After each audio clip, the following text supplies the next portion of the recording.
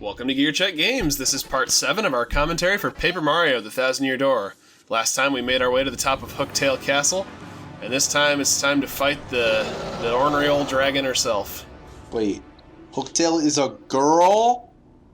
Oh yeah, that isn't revealed until like chapter 8, my bad. Oh. I mean, wait, isn't it revealed in this dialogue? No, it isn't. It's only revealed in a completely optional section of the game that takes a Actually, lot of work no, to get to. it's...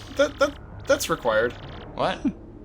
The part where it's revealed that Hooktail is female is required. For a second I thought you learned it from Bone Tail. Yeah, no. No, we're not gonna see Bone Tail in this playthrough, unfortunately, because that's a little more trouble than it's worth. But yeah, first, unless you want to count Blooper from the prologue, this is our first proper boss fight with Hooktail. And if you're feeling unsure of yourself, you're gonna want to make sure you come in here with the Attack FX badge, whatever, equipped. Because that is going to make your life a whole lot easier when fighting Hooktail. Because as you can see, each of Hooktail's attacks deals out 5 damage, which, starting out, and with my health bar right now, it'll kill me in 2 hits, so... It? I forget, is Hooktail the one that begs for mercy, or is that... Yes. Okay. Yeah, all the other ones just try to kill you. We've been preparing for this moment. I have been interspersing little jokes about what is going to happen in the dialogue throughout the series. Yeah, Hooktail is kind of a bizarre character to include in a Mario game. Because first of all, we've got this weird aversion to cricket noises, which actually has a practical application in the boss fight. It reduces the amount of damage Hooktail's attacks do, and also drops her defense. So, and I also think that the more you use it, like the more potent the effects of the badge become. She's like one of those aliens from Mars Attacks. Yeah. She's highly susceptible to yodeling. What if it just it lured you it lured you into thinking the cricket thing was helping you by lowering her attack and making her feel all woozy and stuff, until you get halfway through the battle and she just does a 20 damage throwing up all over you move. Dan, don't spoil the second dragon. Wait, there's another dragon? Yeah, in chapter 8. And instead of fire breath, he has poison breath. Oh. It's been a while since I played this game, I forgot. Yep, that only did 1 damage. Uh-huh. I keep trying to super guard this stuff. That's why it looks like I'm just letting myself get hit like a dummy. Because I'm trying to push B and super guard. So if you just normal guard, will you still, have some defense? You'll take 1 less damage. Yeah, I don't really like the normal guard because it only reduces the damage by 1, like Dan said. As opposed to super guard where it's like... Did you just straight miss? No. God. Coop's just a baller like that. Even the theater ninjas want me to win. Yeah. Was that a bucket they threw at her? Uh-huh. Yes. So, 1,000 coins? I can't even carry 1,000 coins, you fool. Hooktail is only concerned with making Mario taste defeat. Stop! It's yours. It's one of a kind. Yeah, Hooktail... Keep it, cab. You coward, bully, cat, and thief? What? I'm not really sure what was meant by this dialogue here. Wait. I mean, I think what they're trying to set up here is Hooktail is trying to get Mario to, come up so she can, stomp him and kill him. So, hold a moment, Trey. It just has some very unfortunate real-world implications. Did you not know that was going to happen in the dialogue, Well, Trey? it's probably been since this, game came out. Because I've been joking about that literally this entire playthrough. I forgot. But yeah. It's just not right. You said it, Coops. She ate the Well, yeah, audience. as a kid, you think nothing of it, but as an adult, it's like, oh no. Oh no. This is my kind of meta shit. I love this. And then, of course, Hooktail eats the audience, just, If you thought she was a joke before based on all that dialogue, then, Dude, I just realized. Do you think the devs put in some kind of code to make sure that Luigi is not in the audience when this happens? Yeah, he'd have a very different adventure to tell you about when you get back to Coattails inside story. If they made that oversight. So, have we mentioned what these little stylish things are that you've been getting? I don't believe so, but it's pretty simple. You just push A at a certain point during your attack animation, and you'll do a stylish move, which excites the audience and refills your star power. So you still get stylish points, even though there's no audience. Every stylish move I've done since the beginning of the game has been completely useless to me because I haven't used a single special move yet. Because we only have the one, and I didn't really see a need to use it. It's just good to keep in form. Yeah. Keep in practice. It's all about the timing with this game. Always have to flex on them. Well, yeah, Nick, this is like my one thing, and even this isn't that impressive. My one thing is that I'm kind of good at playing a children's RPG game. Is that I can sometimes do the super guards right. Yeah, that's what I'm saying. Oh my god. Here it comes. There's that desperation barf attack. Oh. Now you have to fight him. Father! That's the real Hooktail. Is that Sans Koopa? It turns out the real Hooktail was inside us all along. Hooktail's just like a giant mecha. Hooktail is like a Reptar bot from the Rugrats Go to Paris. So, a coworker of mine, his wife is pregnant, and he said that his wife is basically a baby mech today. And I laughed uncontrollably because I'd never heard that before.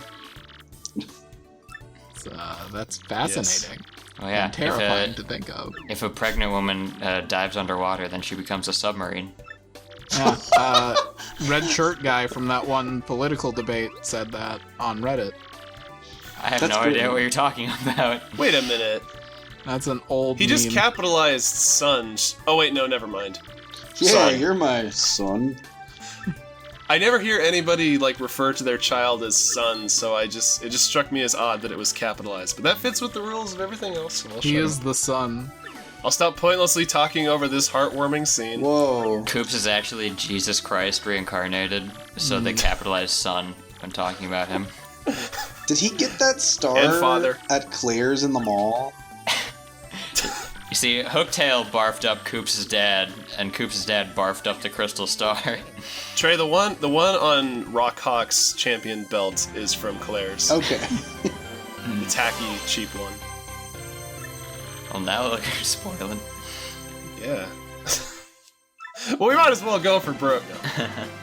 Oh yeah, you got your first actual super move. I'll try not to spoil the important stuff.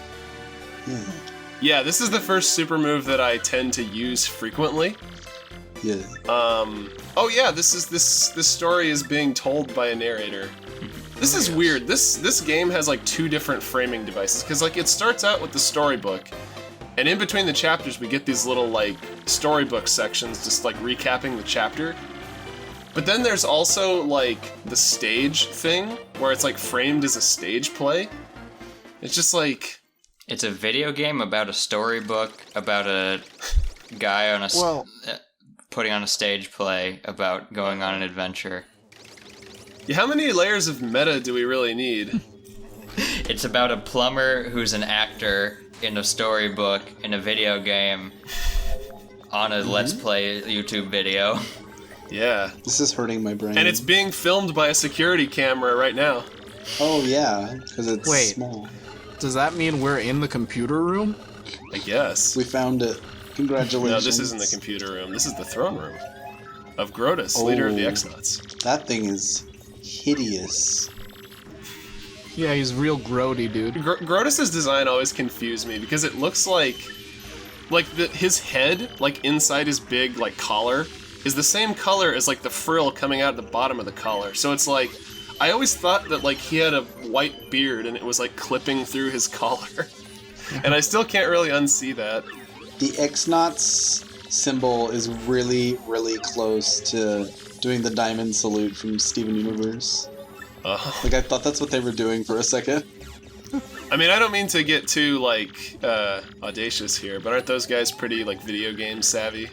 Yes, they are big fans of. But I think that the Diamond Authority salute has some like other origin. I can't remember. There's some story there that I'm not remembering. So what we're seeing here, this little intermission with Princess Peach in between chapters, this is an element that was carried over from the original Paper Mario, where Peach was, she was of course trapped in Bowser's castle. Or she was trapped in her castle, which was trapped inside Bowser's castle, up in the sky. And you would do a little, like, section where you play as her and kind of catch up on what's going on with Bowser and her and their story in between chapters. So this is just kind of this game's version of that. With no one but Twink to talk to.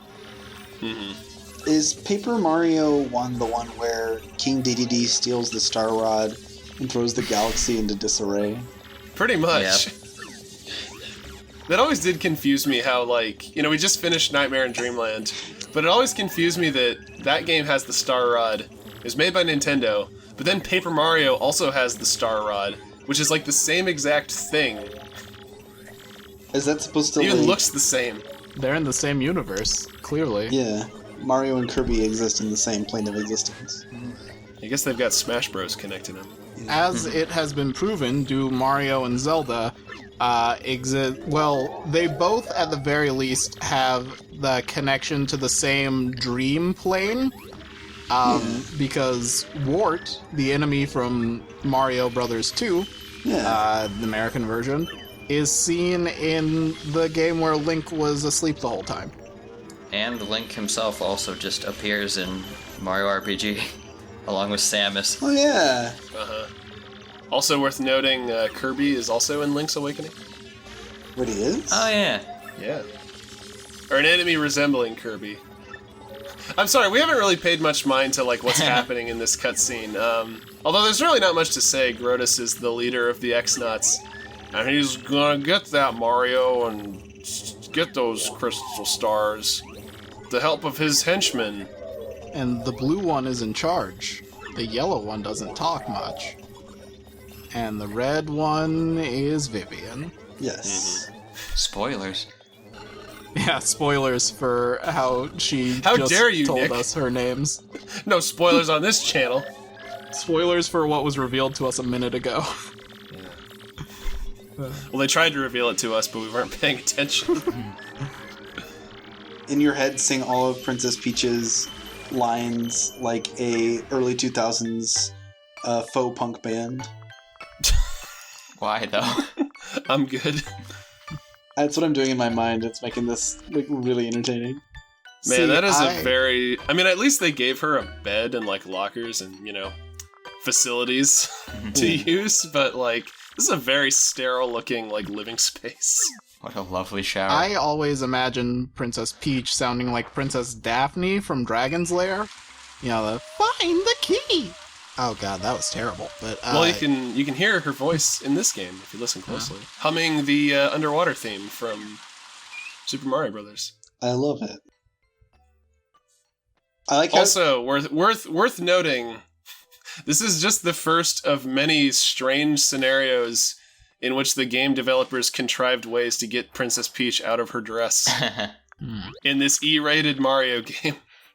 Though, fun fact, she's not actually out of her dress. Well, okay. Was she just like a floating head inside the shower? No, she's still wearing the dress behind the curtain. she actually dupes her dress. Yeah, it's like it's like that old gag where she takes off her dress, and then there's just another dress underneath. Yeah, it's like a Team Rocket disguise. It's her overdress. Every time Princess Peach enters the room, play that theme. We got enough of that in the Pokemon playthrough. Only once, though. Do you think Peach just, like, goes to a supermarket and the automatic door opens in front of her and she's like, how do I keep making these doors open in front of me? This is so odd. No one ever explained it to her. She's just that sheltered. It's like how in Star Trek, the original series, the automatically opening doors were were brand new technology. Friggin' Toadsworth. Never lets me open doors by myself. I mean, come on. How's the gal supposed Honestly, it'd to make learn? even more sense that she was just used to doors opening in front of her, and she'd be like weirded out by having to open a door herself, because like everywhere she goes, servant toads just open the doors for her, and she thinks it's just like, oh yeah, doors just open when you walk up to them. Right? So another element of the original Paper Mario that's kind of echoed here is that in that game, Peach had a little wishing star buddy named Twink with her in the castle, who would kind of help her out in between chapters to relay information to Mario and investigate what like Bowser's next plan was going to be. We have pretty much the same thing here with this quote-unquote evil computer who's going to help us kind of investigate what the villain's plans are going to be and how to thwart them in the next chapter. Oh no. So the tiny eyeball that is this computer kind of looks like GLaDOS a little bit. Or Wheatley. Yeah, I'm getting those vibes. This game came out after the Or first... HAL 9000. Yeah. I think that was what they were going for, probably. No, I think they were going for Wheatley from Portal 2, which came out years after this game. You're right. Yeah. I guess this is just another one of those scenarios where they traveled into the future to copy something. Yeah. Exactly. Just like how I traveled into the future moments ago to spoil something. Yeah. Man. It's another very strange inclusion. I mean, I could say that for pretty much like every other scenario you get into in this game, but like... The computer is in love with Princess Oh my Peach. god, it is named Tech. I forgot. Oh my Yeah. god. Tech Double Cross. This is where Peach sings the fun song to teach Tech about fun. F is for fire flowers. Burn down the whole town. U is for Unagi. Oh no, that's not. That's the opposite of fun. What's love got to do with it? What's love but a second-hand Wow, emotion? Peach. What did she Just say? calling the x-naut... Those x-nauts kidnapped me just like common Koopas. God. No wonder Bowser's like trying to overthrow her. She's a corrupt, racist leader. Yeah. I mean, and this is Paper Mario. Half the Koopas in this world are nice. Yeah. Yeah. And on second thought, what do we need to save Peach for? Let's just go to Poshley Heights. Yeah, you get Yeah. to the end of the game and like Mario and Koops save Peach. And like, she's like, thank you, Mario, thank you. And she just squints at Koops. Alright. Oh, So anyway. God. Mario, that's the point where you just leave her in the dungeon. You can be king, Mario. We've established that she's incredibly sheltered, but also racist against people she barely knows. So, can we talk about how the x-nauts use ortholinear keyboards? Ortholinear? Yeah, it's where all the buttons are lined up in a grid. Oh. It's a lot of keyboard nerds, like, evangelize it. I think it's It was dumb. probably just but- easier to draw that way. It's definitely not ergonomic. I mean, they would argue that it is, but again, I think it's dumb, so... Why does Tech have a giant red self-destruct button on him? just in case. He's made by the villains. It's villain code. I guess. It's like the comics code.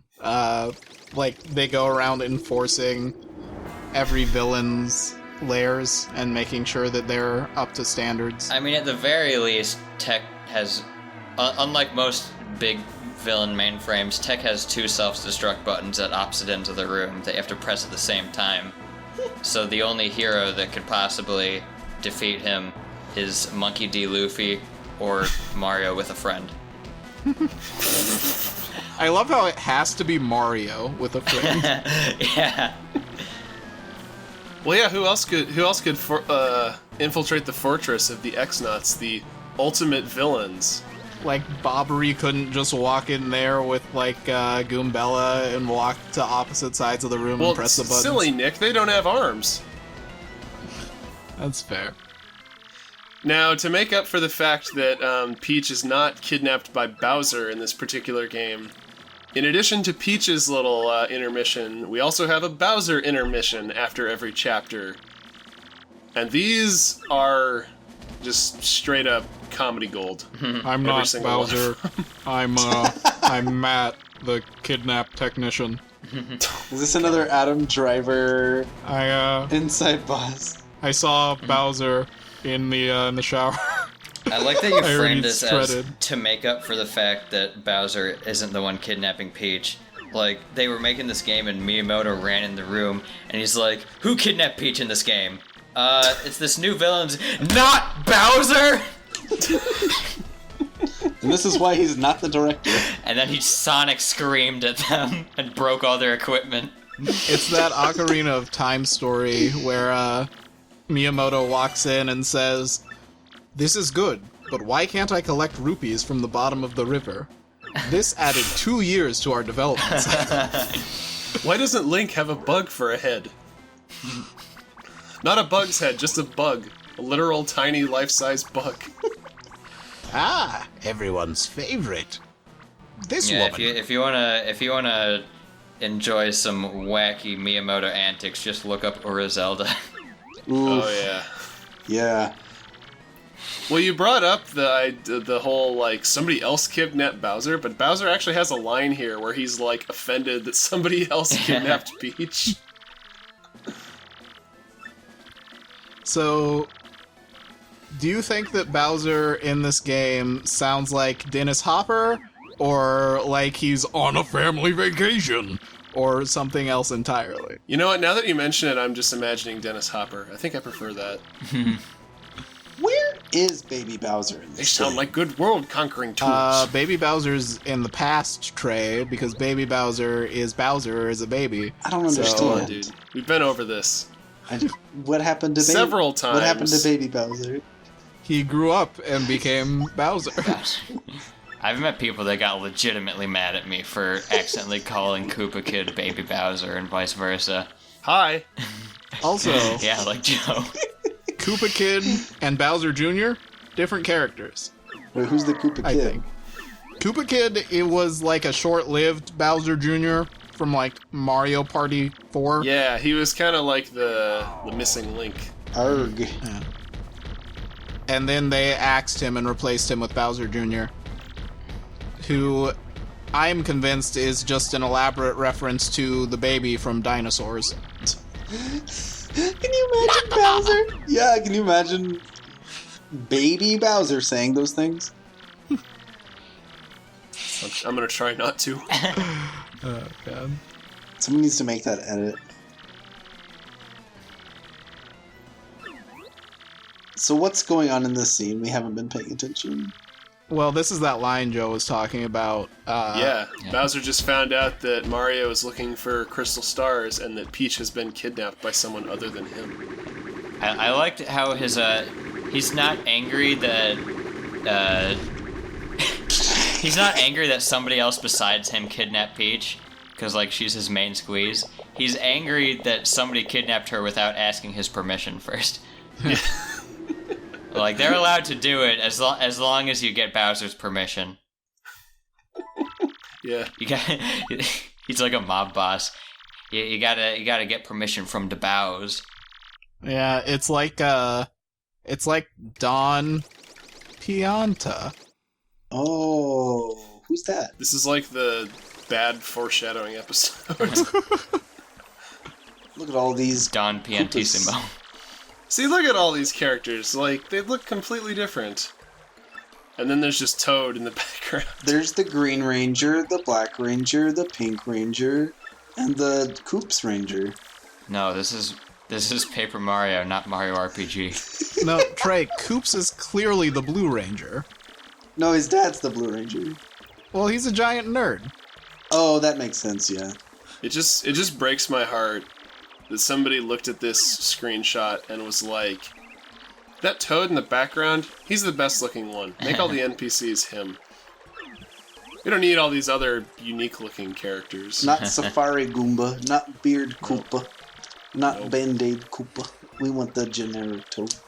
Dude, get that crap out of here. Also, Pink Koopa and Old Koopa. See, I'm convinced that what happened was Nintendo ran out of money and they can only afford to hire one actor, so they just CG him into every scene. They had to digitally remove Mario's mustache using CG. That's why the Paper Mario games after Super Paper Mario are like super, just like lol paper. Because they ran out of money and they had to actually make the games out of paper. And like markers. It's real stop motion. And they could only afford so many colors for their markers, so they just drew the same characters without unique designs and colored them in differently. They emailed Crayola and Crayola said no more colors. Best system ever, am I right? This kid has far too much of an obsession with GameCube games. Also, that's like a Spaceballs thing. It's new, instant to market. Where do I get Paper Mario, the 1,000-Year Door, the flamethrower? What's this machine do? I hear the kids love that one. Well, sir, that's the coffee machine.